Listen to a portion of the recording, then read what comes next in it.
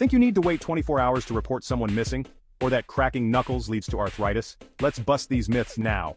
First myth, you must wait 24 hours to file a missing persons report. This is completely false. Police recommend reporting someone missing as soon as possible. Those early hours can be critical. Next up, cracking your knuckles causes arthritis. Don't worry, it doesn't. Studies show it's harmless. The sound comes from gas bubbles popping in your joints, not damage. No 24-hour rule and no knuckle cracking consequences. Want more myths exposed? Like, share, and subscribe.